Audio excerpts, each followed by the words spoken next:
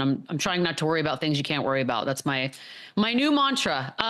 Bucks Pacers had a crazy ending. There's a 4-point play, you know, the huge to carry this one out. Gary Trent hits the three. That's 1:07 left on the clock. That's a ridiculous shot right there. And one. Giannis goes back, has a chance to tie it up, misses. So let's just look at the Haliburton shot, if we can, for a second. Take me through difficulty. What am I looking at, Jalen? That's stupid. I mean, that's an extremely difficult shot, even if there wasn't a 7-foot defensive, unbelievable shot guarding you. Just clutch. This is a big time shot. It's a great play, kind of freeing him up, let him get full speed. Honestly, it's a huge mental lapse by Giannis. You cannot do that down up three, and you're not even supposed to be giving up a three, let alone fouling a 3-point shooter. This is the only thing that could have went wrong for this. But great play by Carlisle. They didn't give him time to even foul, to not even let him get the shot off. But this is just a big time play by a big time player. By the way, Luke, they have run that before. Wait, say that again? Yeah, they ran it against the Celtics. It didn't work, but well, in the playoffs. That's why we didn't know that. Yeah, they've tried it. They have tried it. But what did you think about it? Because it's crazy looking. I thought it was a funky play, and it worked. I wonder who was Giannis supposed to be guarding? Because right here, yeah, he's playing safety right there, and then he runs over to try to.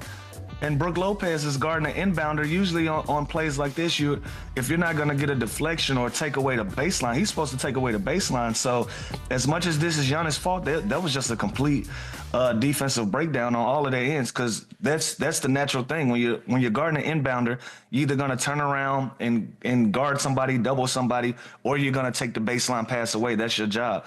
Brook Lopez didn't do that. Giannis makes a mistake by not giving him an opportunity to land.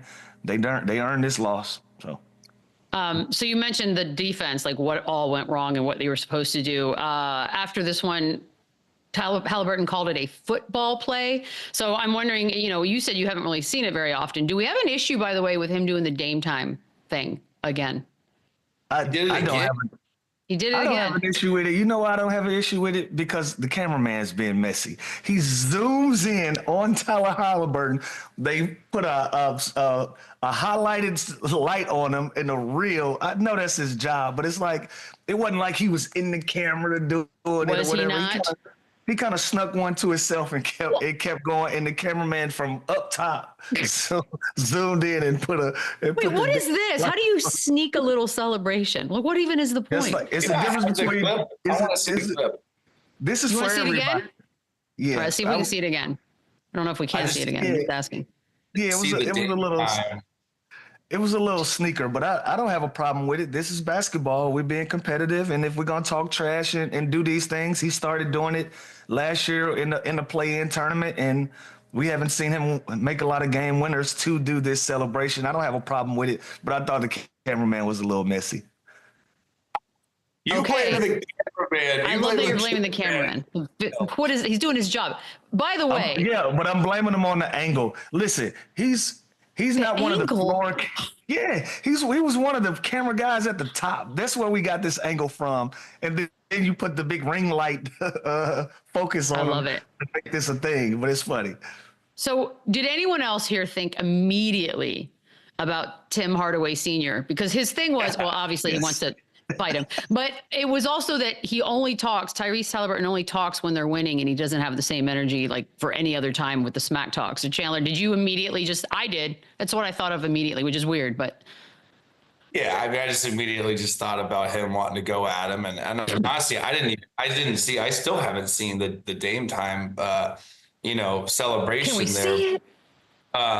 Listen, I like it. It's all part of the competition, and this has happened before with these exact two teams. And Dame said, "Listen, humble in your wins, because it turns quickly in this league. So as long as he's okay with that, and the repercussions of it coming back the other way one of these days, that's fine. But I love it. Let's make more rivalries in the NBA. Let's make this more exciting. So I have no problem with it. And that was an unbelievable shot. There's the strategy moment. Unfortunately, there's just not time left, but Doc does challenge the foul call on that three. He loses it. No timeouts, yada, yada. I don't know what else you're supposed to do there, though, Chandler, like strategy wise. You kind of.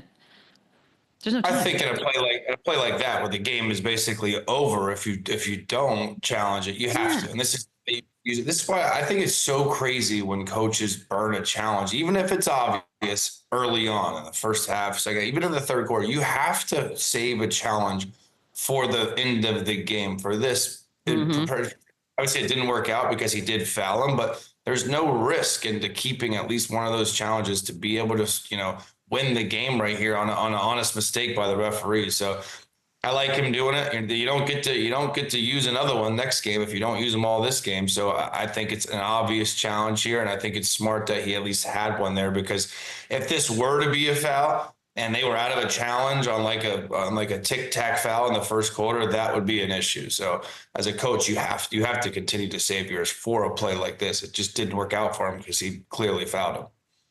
I know. I feel like more times than not, it's they just don't have a challenge left. So I don't know how we could get on him for that. By the way, if we're going to look at standings, as we like to do, both teams 36 and 28. The Bucks have the 4 spot because they have the head-to-head win 2-1 so far. Pacers just a few percentage points behind. So just go ahead and prognosticate who ends up in the 4 spot, Chandler. Milwaukee Bucks. I think they're just a better team. I think they're more. You with Damian Lillard and Giannis again, it's just a trust factor where I trust those guys more. Pacers are coming on hot. They started off so shaky. We know how good their offense can be.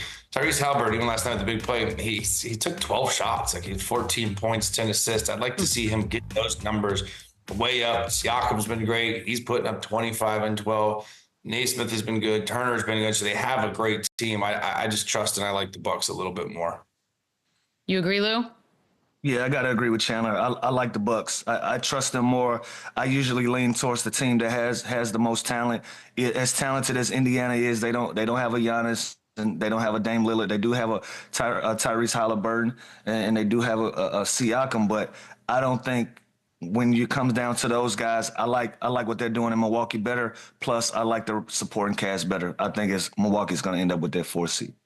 And if you're keeping up, their 4th and final game does take place Saturday in Milwaukee. So we'll pay attention if Haliburton talks smack if they're down. Now that's all I'm going to pay attention to, unfortunately, for the Pacers. Thanks a lot, Tim Hardaway Sr. Clippers, Pelicans. This is a weird one.